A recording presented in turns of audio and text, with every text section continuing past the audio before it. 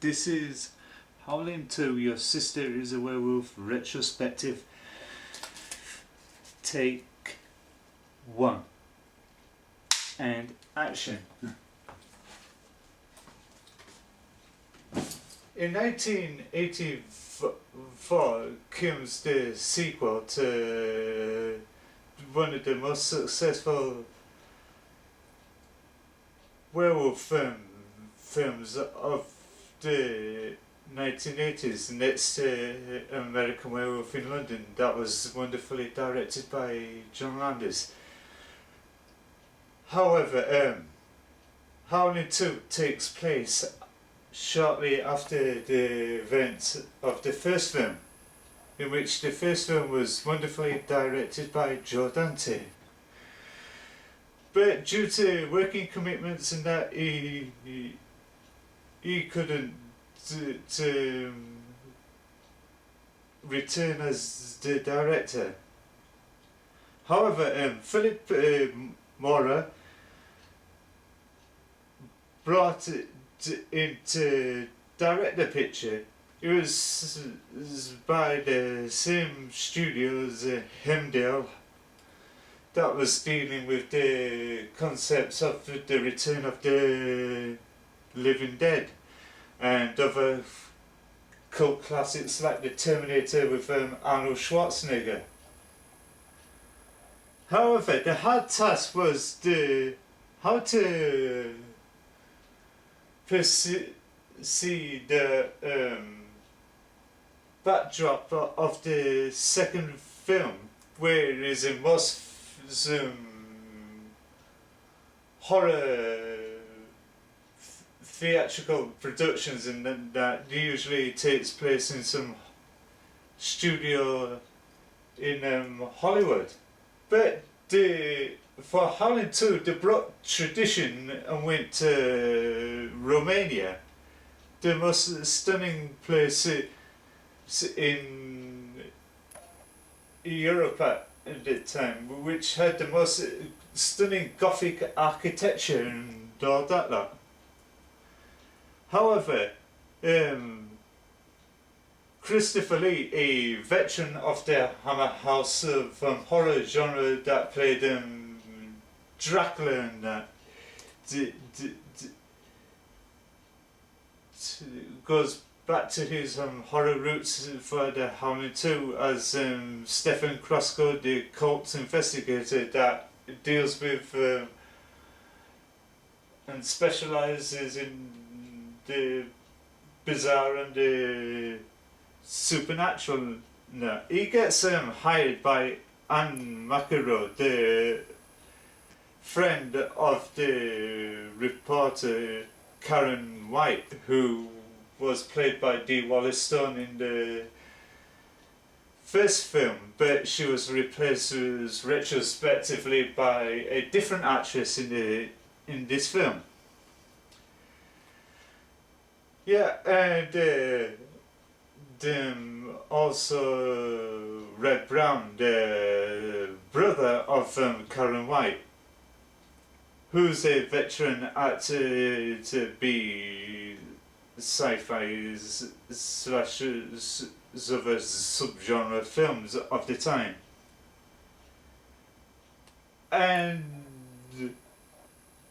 the other stunning task, who gets to play the sister of Christopher Lee, which is both half and half. The first half of Sturber was played by a older actress that later preceded by Sybil Danning, who was seen in films before with the likes of Jungle Warriors and Cage Heat and all sorts of other films, including Hercules and the Seven Magnificent Gladiators. Where this time she plays Sturber to great excellence, and that is the ultimate werewolf queen and that. And the most aspects of Howling 2 was the great music. Then again, they went for the more punchy, punk rock type of music like they did in Return of the Living Dead, because punk music was in at the time due to the invention of the punk circuit in United Kingdom at the time, which was the most in trends at the time, where teens used to go around with big mohawks and jackets with button studs all over and etc. But if anybody rooting for another Nicky Graveyard dancing scene in Howling 2, forget it, you won't get that. And yeah, in this film, Sybil Danning did really rock the role to great excellence, just like Linnea quickly did in Return of the Living Dead, where she plays this punk lass that fantasizes about being killed from a hordes of old dudes, and that, which she later becomes the ultimate zombie queen, and that kind of resonance that Hemdale was going at the time. And the other aspect was the makeup creations by Steve Johnson, who worked on pictures like Ghostbusters at the time. He was just coming off of pictures at the time, which was brought in to do the werewolf transformation makeup, because Rob Bottin didn't want to carry another picture. He wanted to take his work on to the other extremes, like Robocop and etc. But the other main aspect was it was refreshing to see Christopher Lee play a total different role. In comparison to what he was playing in the past, which was playing the savoury villain of all types of calibers, and it was refreshing to see him take on a entirely different role, and that it dispels the cliches on how to kill a werewolf. The people's cliches about killing a werewolf, you stab him through the heart with a wooden stake and they're dead. But that myth was dispelled in Fright Night, where Stephen Jeffries' character Evil Ed came alive at the end with "Haha, you're so cool, Brewster," and it fades to black, and the J. Gillis Band song Fright Night came belching on as the credits progresses. But how to dispatch a werewolf was by a form of titanium metallic elements that to werewolf it's their kryptonite, to Superman's kryptonite, which is a green power draining substance, and that. Yeah, like I said, Sybil Danning really rocked this role to great excellence, and that, and all sorts of other stuff. It was the tough, demanding thing to do, even though she had to go through hours of makeup appliances for the wolf transformation scenes and that. Apparently, which she thinks she found it most quite uncomfortable to do, to say that most actresses hated being covered in spirit gum glue or whatever, and had the prosthetics attached to the body. Linnea did explain this on the making of Return of the Living Dead. She didn't like having makeup appliances to her face and that, which she found it totally uncomfortable and that. But however, the result was effective. She, Sybil pulled it off. It made it sound like a kinky bestiality threesome, which was totally bizarre, seeing these three wolves all on the bed, almost having some weird bizarre thing, which was quite funny and shocked me at the time. But at the time I was a young, naive 20-something person that came to the attraction of this film was way back in the 90s. I became drawn to the Fangoria magazines. With an extra bit of pocket money that I saved, I didn't have a right lot of allowances, so I saved it up and went to the local memorabilia store, bought loads of Fangoria magazines. I wish I could have kept, so I could showed you it. Yeah, they had these pieces on this film called Howling 2. I thought, what is that? It turns out that it was a sequel to the ever successful werewolf film, The Howling, which was a cult classic, but became gripped with the whole concept and the whole backstory of the film, and the rest is just pure history and etc.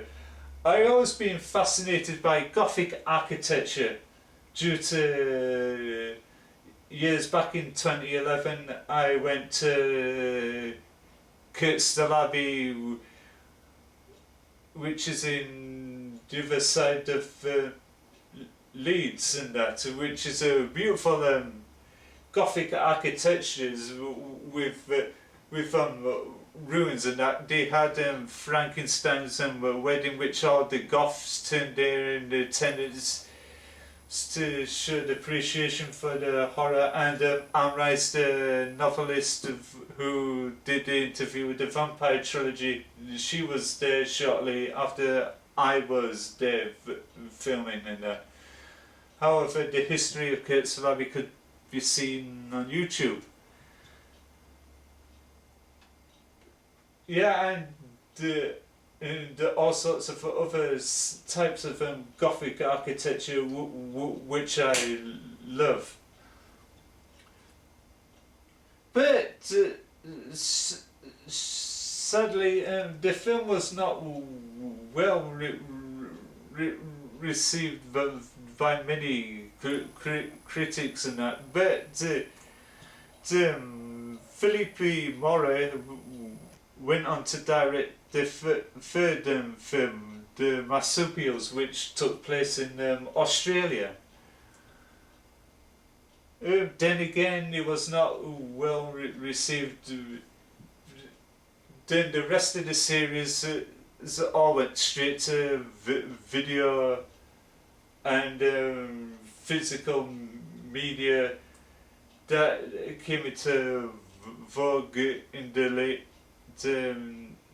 90s, early 2000s, which they carried on making loads more in this series. However, the Howling 2 did appreciate in time to get a traction and some kind of cultural following and etc.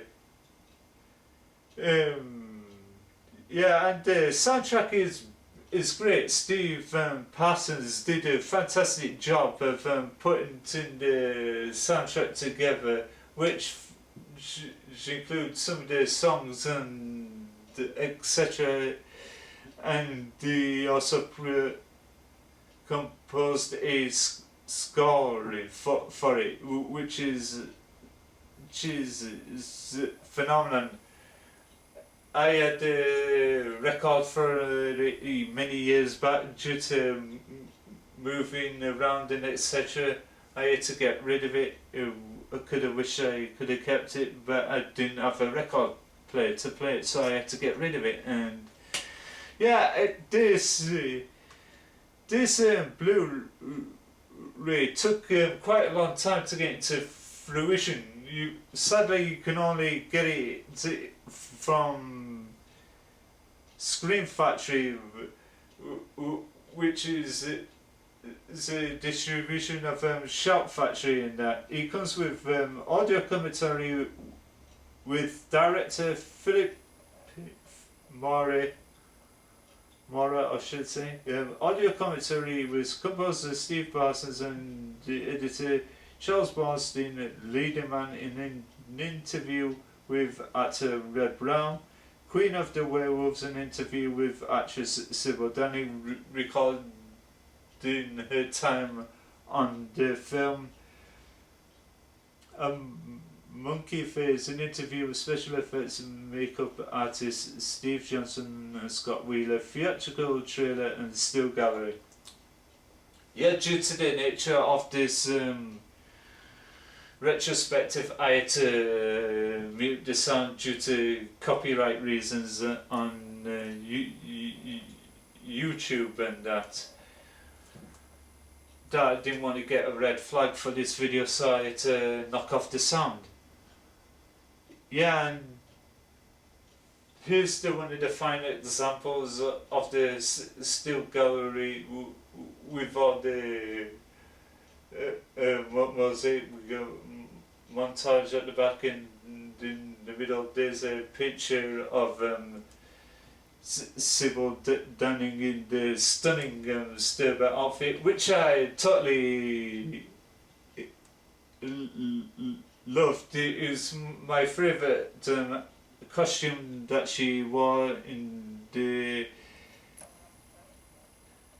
film, which I got a signed picture from her that I had to order specially on via her site, and which is on the wall of her in this outfit. Apparently, according to the actress, she loved them wearing that outfit. And that which looks amazing.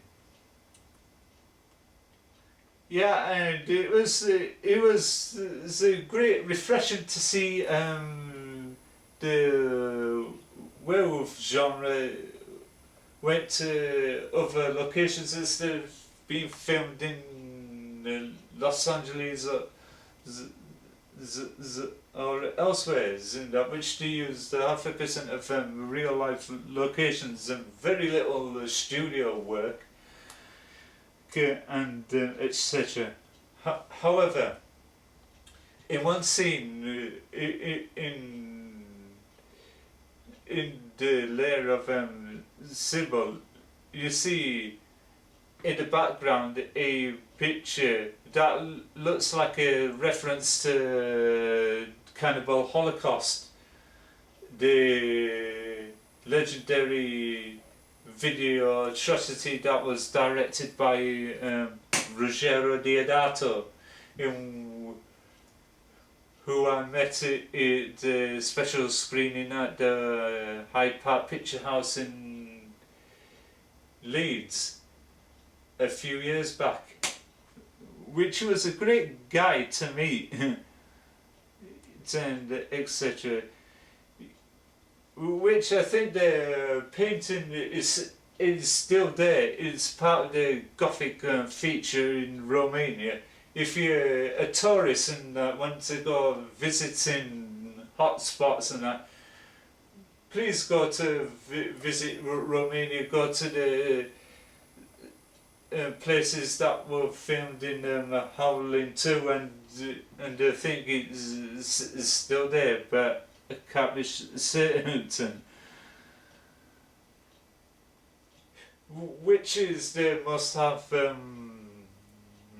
tourist attraction hotspots for film enthusiasts that goes around chasing around all the locations and that used in pop culture films and etc. and upload it onto YouTube. But I find this concept of this film very great.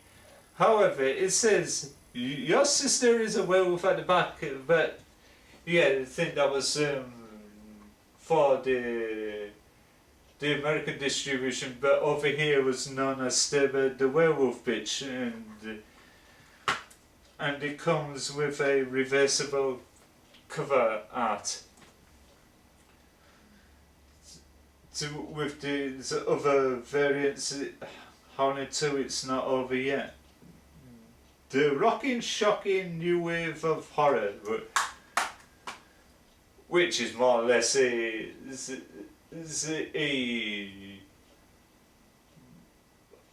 punk rock